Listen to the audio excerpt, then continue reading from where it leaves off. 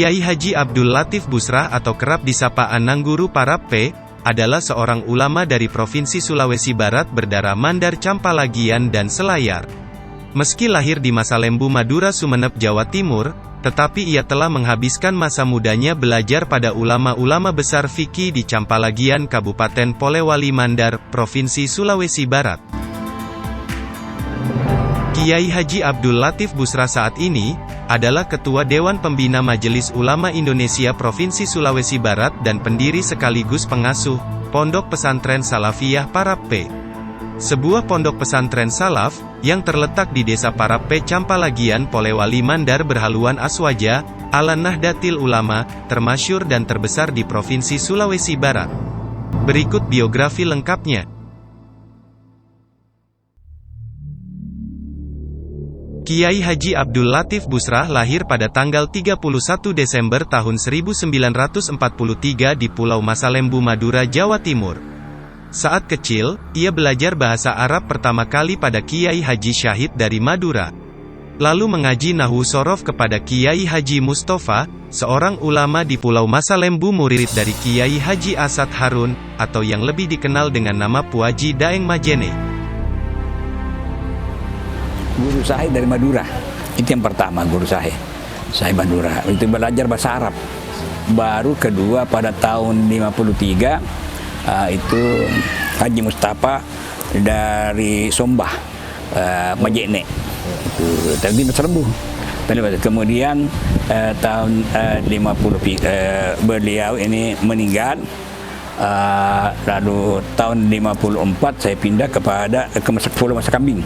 Ya, Pulau Masakambing, ya, kepada guru Kiai Haji Abdul Halim. Sampai 55, 56, sampai 57. Pada tahun, ya, sampai 57 pindah ke Masalembu, masuk SR. Ya, masuk SR. Di situ saya belajar juga sekolah Arab dan DDI. Ya, 57, 89 sampai itu 60 saya tamat. Kemudian saya kalau sore belajar sekolah Arab, tapi DDI 61 kembali lagi ke Pulau Masakambing. Pulau Masakambing khusus nih, kitab 61 sampai 67. Tahun 67 baru kemari. Campalagian 8 tahun. Ya, pertama 3 tahun, baru 5 tahun. Jadi 8 tahun. 8 tahun dalam binaan kaderisasi Kiai Haji Abdul Halim, Abdul Latif muda kemudian meninggalkan kampung halamannya, menuju ke Campalagian Polewali Mandar untuk melanjutkan pendidikannya pada ulama-ulama besar fikih Campalagian Polewali Mandar, dengan diantar langsung oleh gurunya tersebut Kiai Haji Abdul Halim.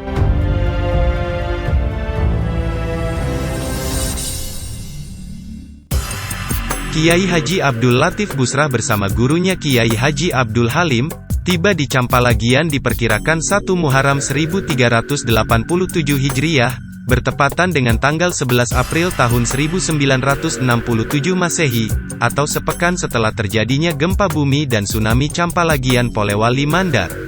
Inilah babak baru dalam pengesahan keulamaan Kiai Haji Abdul Latif Busrah, dengan tinggal dan menetap di Campalagian, berguru pada Kiai Haji Mahdi Buraerah, Kiai Haji Mahmud Ismail dan Kiai Haji Muhammad Zain. Tahun 67. Ya, tapi untuk saya kemarin dia dua niat untuk melanjutkan pelajaran dan masalah ya untuk memperkuat masalah supaya tidak hilang pemilih Campalagian. Ya, orang tua laki-laki ya di sini Parappe. Asalnya dari Baru. Nenek itu dari Baru. Itu memang ada jadi banyak keluarga di Baru. Asalnya nenek dulu dari Baru. Kemudian mama bapaknya mama Silayar. Ya itu tuh saya kemarin untuk meningkatkan pelajaran dan masalah keluarga di sini supaya itu maksudnya saya tinggal di situ. Ya, iya diantar ke Jabdan Abdul Halim. Ya kan orang praktik. Langsung saya jadi imam di sini, jadi pendakwa apa langsung menjadi pendai. Ya, pertama Kiai Mahdi, belajar Kiai Mahdi. Ya, kemudian kepada Kiai Muhammad Zain dan Muhammad Ismail. Nah, itu sampai akhir. Ya, Kiai Mahdi dulu pertama, baru Kiai Muhammad Zain, baru Kiai Muhammad Ismail. Jadi, kalau masalah pendidikan agama sini, ya banyak kemunduran. Waktu baru datang. Iya, baru datang. Dibandingkan ceritanya dari dulu, banyak kemunduran kan. Begini, kalau ini di pada umumnya di sini Campalagian, itu maju pengajian masih sebelum merdeka. Ya, sebelum merdeka itu. Ya, setelah merdeka masih maju pengajian, ya menurut ceritanya Guruta. Setelah ini Khan Musakkar dengan 710 tidak ada pengajian. Pokoknya ya gak Guruta lari semua, menyingkir semua Sampai ke Haji Muhammadiyah diculik. Iya. Dia itu pun tidak ada. Setelah itu kan tahun berapa itu dihapus ini 710, tahun 62 ya dihapus itu kan. PKI 63 ya, saya datang di sini tahun 67, datang kemarin. Ya sebenarnya pada ya jauh-jauh sebelumnya saya memang mau kemari, tapi karena saya dengarkan ini perbuatan 710, belum pilih perbuatan kita sudah takut. Ya setelah itu bubar ya kemarin sama Guruta itu ke Haji Abdullah. Dan kalau tidak salah Nungguru bilang 1 minggu setelah gempa dan tsunami besar. Iya. 1 minggu. Kelebihannya itu Muhammad Ismail, ya kalau secara itu ya disegani. Ya disegani itu di luar disegani. Karena dia tegas sih masalah hukum, tegas itu terutama. Ya tegas itu kalau Muhammad Ismail tegas ke masalah hukum. Terutama itu kalau ada penyimpangan pemahaman, itu Guruta Muhammad Ismail itu sangat tegas sekali. Tapi kalau ada yang pemahaman yang menyimpang, tegas semua. Ya tegas semua itu kalau ada pemahaman, terutama Guruta Muhammad Ismail. Ya kalau itu Guruta Muhammad Ismail sederhana, tetapi itu masalah pikirnya kuat. Kalau kelebihannya ke Muhammad Ismail itu tafsir hadis. Ya tafsir hadis. Kalau ini Muhammad Ismail anunya pikirnya yang mendalam. Ya setelah dia meninggal ini 2 guru besar, baru dia meningkat pemahamannya. Ya kami mengerti caranya itu cara kalau pengajian, kalau sudah meninggal guru baru meningkat santri. Ya kalau meninggal begitu, tidak muncul pada waktu hidupnya guru. Nanti kalau meninggal baru. Tetapi guru sudah menyampaikan kepada masyarakat, itu yang nanti gantikan. Tidak tahu itu dia bilang. Jadi kalau orang bertanya, ya ditanya itu ke Pak Guruta Muhammad Ismail atau Masin, ya saya ditunjuk. Dengan itu almarhum Banan Rabi, ya saya ditunjuk. Siapa yang bertanya siapa yang ganti? Itu. Jadi begitu kalau pengajian dulu itu kita tidak santri tidak muncul, kalau masih hidup itu guru. Nanti kalau meninggal baru pada waktu meninggalnya Guruta Muhammad Ismail dengan Muhammad Ismail, barulah muncul Imam Mahdi. Ya baru muncul. Konon katanya kalau Kiai Haji Mahmud Ismail tadi yang dibilang tegas itu pengajian, lalu kemudian ada jamaah atau santri yang bertanya, katanya beliau marah. Tapi kalau Nungguru yang bertanya katanya tidak marah. Kalau itu salah pertanyaannya, dia betul sekali. Ya kalau salah pertanyaan marah, kalau betul tidak, bahkan dicari. Kalau pengajian bisa tidak ada yang dicari. Ya dicari. Kalibuta dulu, Kiai Haji Muhammad Zain. Apa yang paling Nungguru ingat? Tidak ada itu pemahaman kitab, cuma jadi pemahaman. Tidak ada persoalannya itu pemahaman kitab, tidak ada.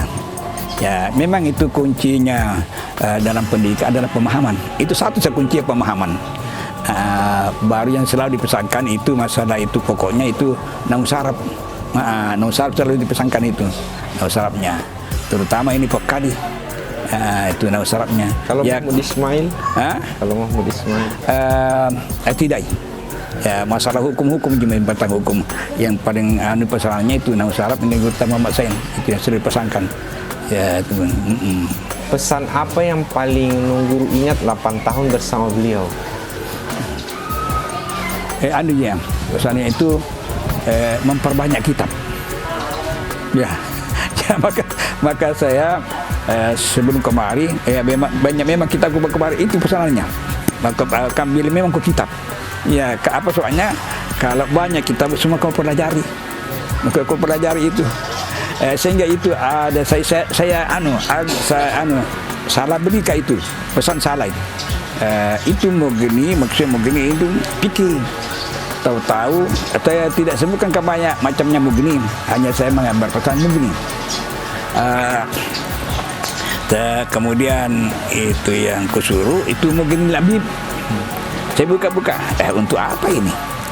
Setelah saya mengaji, wah, alhamdulillah, yang paling banyak besar pemanfaatnya itu nahu.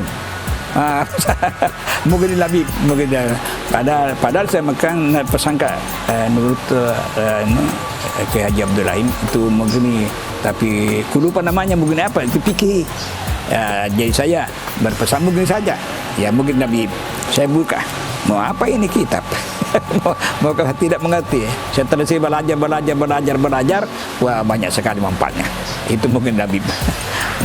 Jadi pesannya kasih. Ya, pesannya Pak, perbanyak di kitab. Itu terlalu itu pesannya. Tapi saya untuk cita-cita untuk menjadi besar begini tidak ada. Di belakang baru ada. Baru. Setelah saya datang itu setelah banding ke Gontor. Kurang lebih 10 tahun menetap di Campalagian, tepatnya pada tahun 1976, Abdul Latif Muda juga pernah berjumpa dengan Waliullah, Kiai Haji Abdul Hamid Pasuruang atau lebih dikenal dengan Mbah Hamid Pasuruang, saat perjalanannya ke Jawa Timur, untuk studi banding sekaligus menjenguk kemanakannya, yang mondok di Pondok Pesantren Gontor, dan adik kandungnya, di Pondok Zainul Hasan Genggong Probolinggo. Bersama adik kandung dan kemanakannya tersebut, Kiai Haji Abdul Latif Busra saat sowang ke kediaman Mbah Hamid, yang karomahnya sangat masyhur itu, gayung bersambut, saat tiba gilirannya untuk bersalaman dengan Mbah Hamid, dalam antrian ratusan orang yang sangat panjang itu, Mbah Hamid memegang tangan Kiai Haji Abdul Latif Busra, sambil melempar sebuah pertanyaan retoris, apakah engkau tahu, ulama Sulawesi yang nanti, akan memiliki murid paling banyak? Dalam peristiwa itu, tangan Kiai Haji Abdul Latif Busra, kemudian sedikit ditarik oleh Mbah Hamid, agar berdiri di belakangnya untuk memberikan kesempatan bersalaman, pada antrian berikutnya. Setelah antrian habis, Mbah Hamid kemudian mengajak Kiai Haji Abdul Latif Busra untuk masuk ke dalam kamarnya, hanya berdua, tanpa adik kandung dan kemanakannya yang menunggu di luar kamar. Entah pembicaraan apa, antara kedua tokoh ini dalam kamar Mbah Hamid, selama kurang lebih 1 jam. Sampai hari ini, bila adiknya menanyakan hal tersebut, kepada Kiai Haji Abdul Latif Busra, ia hanya tersenyum saja tanpa kalimat.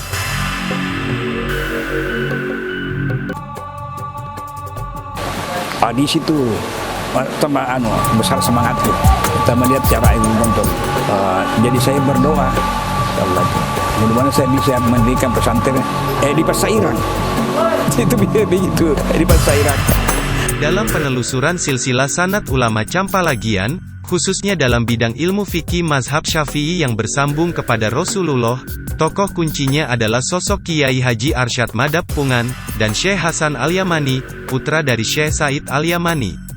Tentang Kiai Haji Arsyad Madapungan yang wafat pada tahun 1954 Masehi, selain bersambung sanad ilmu, kepada Syekh Abdul Karim Pontianak atau Syekh Biloka, Madapungan juga adalah murid istimewa, dari Syekh Said Al-Yamani, saat ia belajar di Mekah, bersama dengan Kiai Haji Hashim Asy'ari dan Kiai Haji Wahab Hasbullah, dua tokoh utama pendiri Jamiyah Nahdlatul Ulama. Melalui bimbingan Kiai Haji Arsyad Madapungan, hampir bisa dikatakan bahwa seluruh tokoh ulama produk Campalagian adalah murid dan kadernya. Antara lain, Kiai Haji Abdurrahim, Kiai Haji Muhammadiyah, Kiai Haji Masud Buraerah, Kiai Haji Mahmud atau Kodi Binuang, Kiai Haji Buhori Muhammadiyah, Kiai Haji Abdul Halim, Kiai Haji Mahdi Buraerah, Kiai Haji Mahmud Ismail atau Imam Papang, Kiai Haji Muhammad Zain dan ulama-ulama lainnya. Dari daftar 3 nama terakhir murid Kiai Haji Arsyad Madapungan inilah, yakni Kiai Haji Abdul Halim, Kiai Haji Mahdi Buraerah, Kiai Haji Mahmud Ismail dan Kiai Haji Muhammad Zain. Sosok Kiai Haji Abdul Latif Busrah menyambung sanad keilmuannya, khususnya pada bidang ilmu Nahwu Shorof dan ilmu fikih hingga menjadi pewaris generasi ulama di Sulawesi Barat sampai hari ini. Kalau bicara tentang kaderisasi itu kan lebih kepada upaya untuk mencetak, membimbing secara terorganisir, secara lebih terarah. Jadi tidak spontanitas begitu. Walaupun dalam kenyataannya, kalau kita lihat dalam sejarah, ada kaderisasi ini secara informal. Ya, kalau di Campalagian dulu ini, ada 3 tempat yang dijadikan fokus oleh para anungguru kita, termasuk para calon alim ulama. Pertama itu di masjid. Itu yang tadi saya bilang tadi itu pesantren calon alim ulama itu di masjid. Nah itu sebenarnya di masjid ini kan ada halaqah yang sampai hari ini saya kira berjalan itu ya. Itu bagian dari proses kaderisasi. Yang kedua di rumah-rumah nangguru. Ya, sebelum terbentuk sebuah yayasan atau lembaga secara formal yang kita rasakan seperti yang kita rasakan hari ini. Yang ketiga adalah di rumah wakaf. Dulu di Bonde itu banyak rumah wakaf. Saya nggak tahu sekarang masih banyak nggak itu ya. Itu penting sekali perannya itu. Nah, sayang tidak terdokumentasikan dengan baik karena beberapa rumah wakaf yang dulunya banyak ditempati oleh para nunggur, para santri yang sekarang sudah banyak jadi nunggur itu di rumah wakaf. Jadi ada 3 tempat ini. Pertama masjid, yang kedua rumah nungguru karena kita datang mengaji itu sorogan itu kemudian itu rumah wakaf. Itu proses kaderisasi.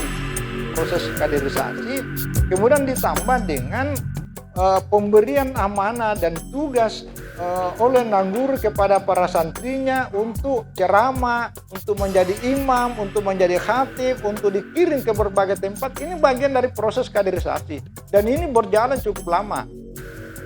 Inilah yang dilahirkan oleh para nungguru-nungguru kita, ulama-ulama kita terdahulu. Dulu belum ada lembaga. Yang di Bonde itu namanya Madrasah Arabiyah Al-Islamiyah, yang oleh orang-orang tua kita lebih banyak mengenal dengan sekolah Arab. Setahu saya itu 1934 sudah berdiri.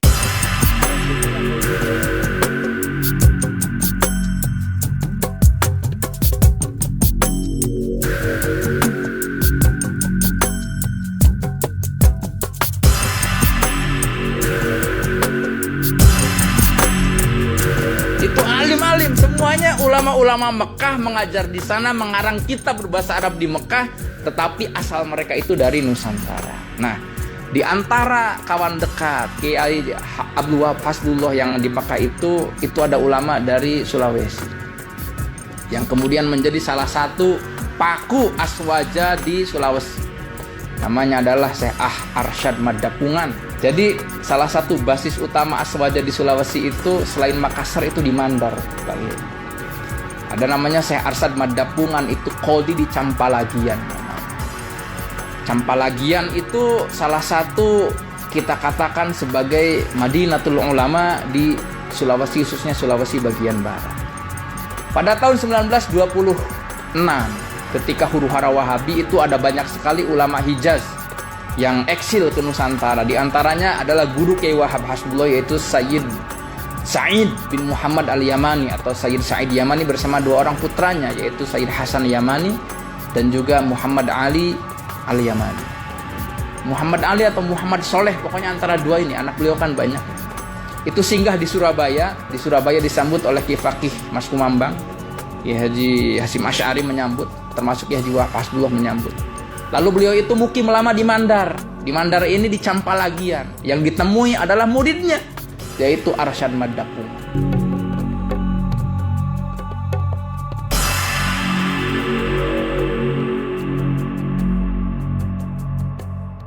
Karomanya itu ulama kalau mencetak santri ulama. Nah, inilah betul-betul karamah yang paling besar.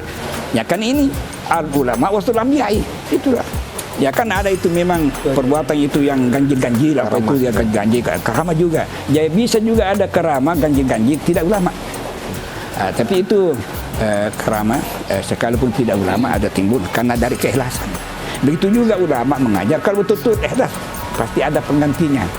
Itulah karamah yang paling itu namanya murtad sini.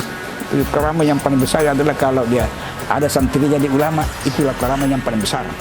Sejak kehadiran Kiai Haji Abdul Latif Busra di Tanah Mandar, pada tahun 1967 silam, maka dengan bekal ilmu yang telah dimilikinya, hasil tempaan Kiai Haji Abdul Halim saat di masa kambing, ia juga sangat aktif berdakwah dan mengajar kitab kuning di berbagai masjid, pengajian umum maupun pondok pesantren Sepolewali Mandar, selain tentunya sangat fokus mengaji terus-menerus pada ulama-ulama di Desa Bonde Campalagian. Pada tahun 1949, ia dinikahkan oleh gurunya Kiai Haji Mahmud Ismail dengan seorang gadis desa Parape Campalagian bernama Ruhana. Jalan inilah yang mengantarkan Kiai Haji Abdul Latif Busra, mendirikan pengajian dasar tajwid dan nahwu sorof, di kediaman mertuanya desa Parape. Mulanya, pengajian ini dibuka untuk masyarakat setempat. Namun belakangan berkembang dengan hadirnya santri-santriwati, yang tak terbendung jumlahnya dari berbagai kecamatan Sepolewali Mandar, khususnya dari Kanang Binuang, bahkan dari Kendari Sulawesi Tenggara. Santri-santriwati tersebut sebagian tinggal di kediaman mertuanya, dan sebagian besarnya menumpang di bawah kolong rumah masyarakat setempat, Desa Parape. Tahun 1997 adalah titik tolak perwujudan cita-citanya tersebut.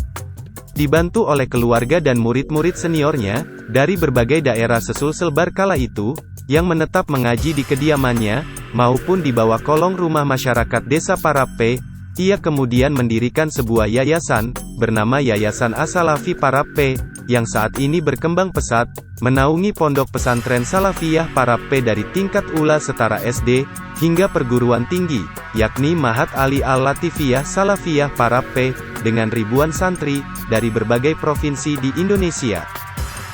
Sampai di sini, tidak berlebihan rasanya, bila kita menyebut, bahwa lebih satu abad pasca kejayaan kaderisasi ulama Campalagian, yang berpusat di Masjid Raya Campalagian, Kiai Haji Abdul Latif Busra, kini telah berhasil menghidupkannya kembali, melalui lembaga formal, bernama Pondok Pesantren Salafiyah Parape.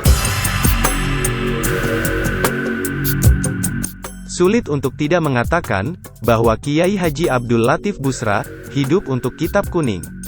Ia telah menghabiskan usianya untuk belajar dan mengajar kitab kuning, sesuai pesan dari guru-gurunya terdahulu. Lebih dari separuh abad, yang bermula dari tahun 1959, saat awal mengaji pada Kiai Haji Abdul Halim di masa kambing, sampai dengan tahun 2022 ini, benar-benar ia telah total, mewakafkan hidupnya untuk kitab kuning, dan upaya kaderisasi ulama di Provinsi Sulawesi Barat. Sebelum kediaman mertuanya diramaikan oleh santri dari berbagai daerah, perjalanan dakwahnya di Campalagian dan Tanah Mandar, tidak semuanya berjalan mulus. Ia banyak mendapat tantangan yang tidak kecil, mulai dari sabotase tempat pengajian, teror fisikis oleh pihak yang tak senang terhadapnya, sampai pada rencana kekerasan fisik yang berakhir gagal. Ia mengalami, dan mampu melewatinya dengan sabar dan istiqomah. Di kampung saya yang bernama Desa Batitanga, hampir setiap minggu beliau datang, yang ketika itu naik sepeda. Dibayangkan tahun 90-an, kendaraan masih sangat kurang di Polewali Mandar, itu masih naik sepeda. Dan paling banter ketika itu naik motor. Tapi beliau selalu meluangkan waktunya, dan interaksi itulah yang membuat saya dengan beliau tambah kuat. karena saya salah satunya santri yang ikut dalam pengajian-pengajian yang dilakukan oleh beliau di luar pondok pesantrennya. Dalam perjalanannya memajukan kembali pendidikan pengajian Kitab Kuning, selain dengan metode sorogan di rumah mertuanya, serta mengisi banyak pengajian di berbagai masjid di Polewali Mandar, juga tercatat Kiai Haji Abdul Latif Busra, pernah menjadi salah seorang pembina atau pengajar di Pergurais Bonde Campalagian, Pondok Pesantren DDI Al-Ihsan Kanang Binuang, dan Pondok Pesantren Hasan Yamani, meskipun kemudian di belakang hari ia memisahkan diri pada tahun 1997. Pemisahan diri dari Pondok Pesantren Hasan Yamani ini, tentu bukan tanpa alasan dan tujuan yang bisa dibenarkan, karena hakikatnya, ia ingin mewujudkan cita-citanya sejak muda dari Sumeneb, Madura, untuk membangun sebuah pondok pesantren yang tak khusus mendalamai Kitab Kuning. Saya dipanggil oleh Pak Said itu mengajar di Hasayamani, mengajar di panggil situ. Ya, saya terima. Kemudian di dalam hati, kalau maju nanti ini Hasayamani, saya akan mau jadikan juga pesantren. Ya karena kurikulum yang saya kehendaki ya belum ada. Ya kan bahasa Arab sana bilangnya. Tetapi karena ini saya ini bukan saya punya. Jadi hanya dalam hati kalau insya Allah kalau maju nanti saya akan mendirikan pesantren tersendiri. Ya setelah maju atau berapa itu batu dari kanan dulu banyak itu maju. Barulah sini belum mendirikan pesantren. Saya memberikan pengertian kepada santri-santri yang datang mengaji, yang datang menghadap, tentang dikatakan pelajar yang sebenarnya. Pelajar sebenarnya itu adalah Kitab Kuning. Ya itu ya 2-3 orang sehingga ada yang mengaji tok, tidak sekolah. Lama kelamaan ya mendirikan tahun berapa ini?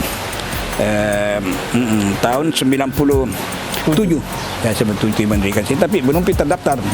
Ya yayasan. Baru yayasannya, tapi belum terdaftar kurikulumnya di Menteri Agama. Ya alasan apa saya tidak mau daftar, karena saya bukannya tidak setuju. Ya saya tidak mau ikut kepada kurikulum yang diatur Menteri Agama. Ya begitu ya.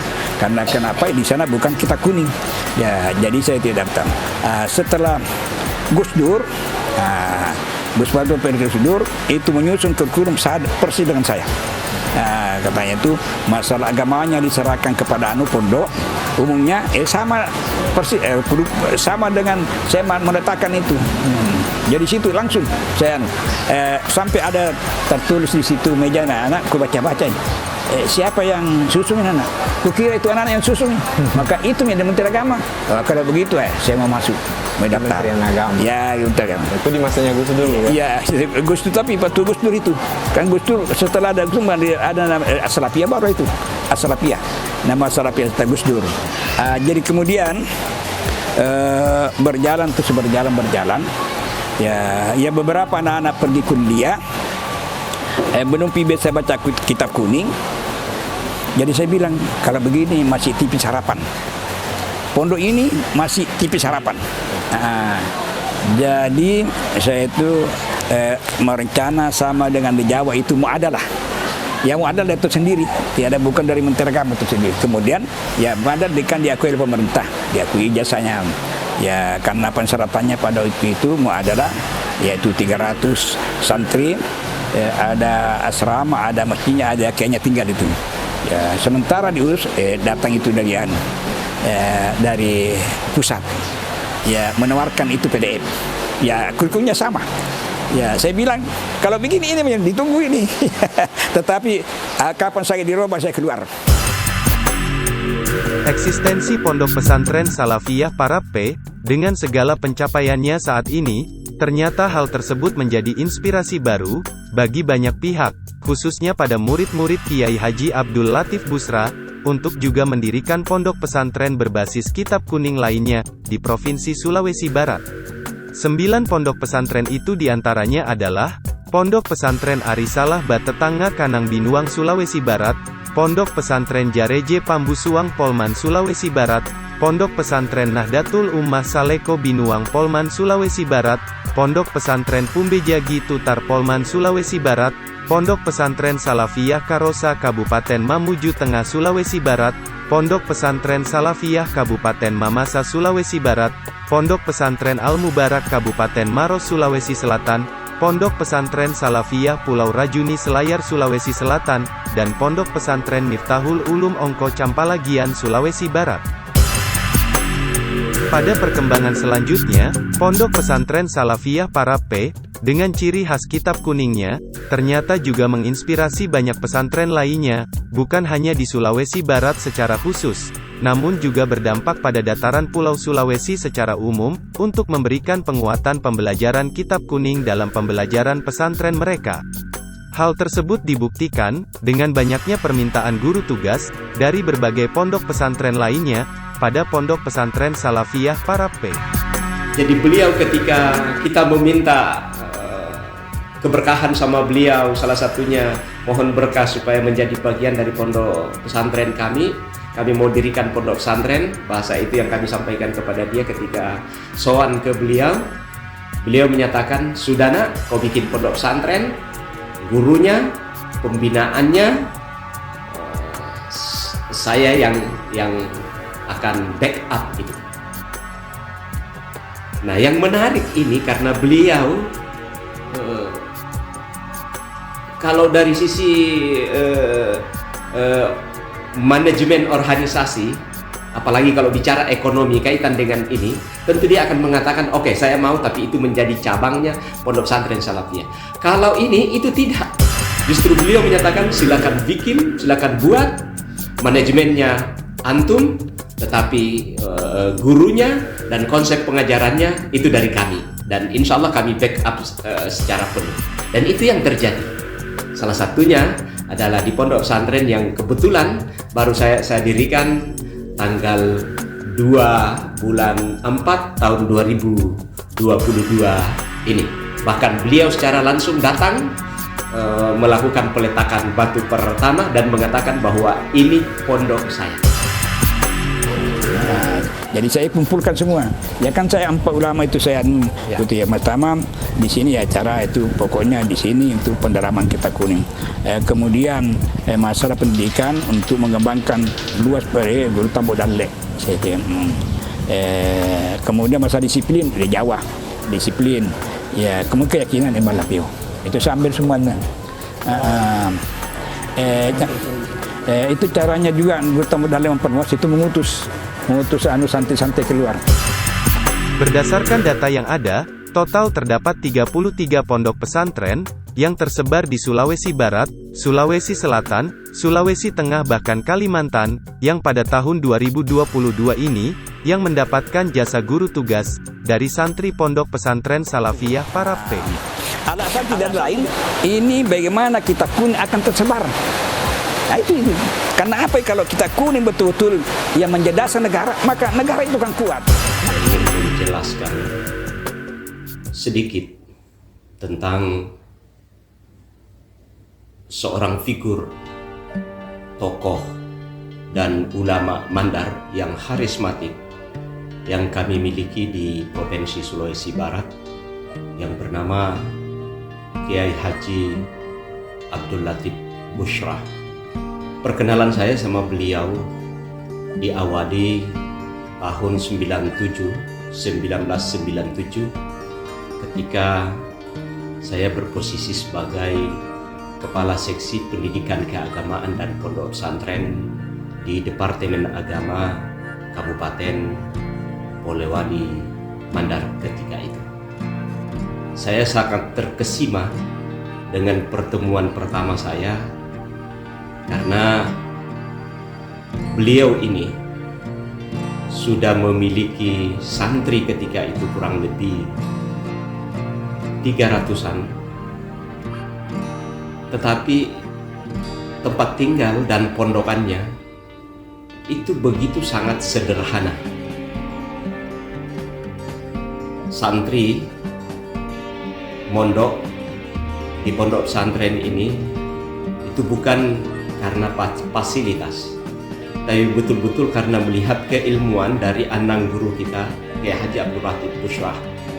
Itu terlihat sangat jelas asrama santri ketika itu masih bertiang batang kelapa, dindingnya batang kelapa, lantainya batang kelapa. Begitu sangat sederhananya. Demikian pula rumah kediaman anang guru kita Kiai Latif Busra ini. Tapi subhanallah, alumni-alumni yang dilahirkan dari Pondok Pesantren Salafiyah Parape yang merupakan pondok yang diasuh secara langsung dan didirikan oleh beliau, itu melahirkan ulama-ulama muda hari ini di Provinsi Sulawesi Barat. Banyak santri-santri yang dari sana yang setelah menyelesaikan pendidikan salafiyahnya di pondok pesantren ini kemudian melanjutkan pendidikan di perguruan tinggi, itu meraih doktor, meraih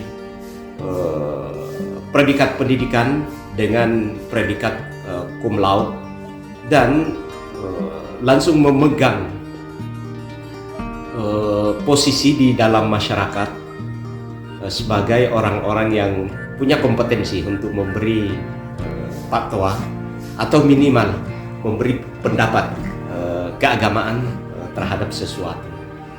Hari ini beliau kami usulkan sebagai salah satu tokoh dari Nahdlatul Ulama yang memiliki dedikasi dan pengabdian kepada masyarakat, karena kami dari pengurus wilayah tidak punya pilihan lain kecuali beliau. Dan juga memang beliau adalah mustasyar pengurus wilayah Nahdlatul Ulama Provinsi Sulawesi Barat periode 2019-2024. Saya ingin bercerita sedikit tentang dedikasi dan pengabdian beliau bukan saja di Nahdlatul Ulama. Hari ini kita ketahui bahwa beliau ini adalah pimpinan dan pengasuh Pondok Pesantren Salafiyah, juga sudah mengembangkan lembaga-lembaga pendidikan yang lain yang merupakan perpanjangan tangan dari pondok pesantren beliau, tapi bukan cabangnya. Itu yang menarik. Itu yang menarik. Dan alhamdulillah hari ini perkembangannya luar biasa. Demikian di Mamasa, demikian di Majene, demikian di Mamuju. Sehingga kami berkeyakinan tanpa ditokohkan pun beliau ini sudah menjadi tokoh. Kenapa? Karena jiwa pengabdian dari beliau dan kecintaan kepada beliau, terutama kepada ilmu-ilmu agama, terkhusus lagi kepada ilmu fikih, itu tidak terbatas, dan mengabdikan seluruh hidupnya yang umurnya hari ini sudah 70 tahun lebih, mengabdikan hidupnya buat kami di Polewali Mandar, buat pendidikan keagamaan di Polewali Mandar, dan yang lebih khusus buat Nahdlatul Ulama di Provinsi Sulawesi Barat. Kami doakan beliau mudah-mudahan diberi umur panjang, diberi kekuatan, sehingga kami selalu mendapatkan pencerahan, kami selalu mendapatkan keberkahan dari anang guru kami ini yang hari ini kami sangat cintai. Ya Syekhana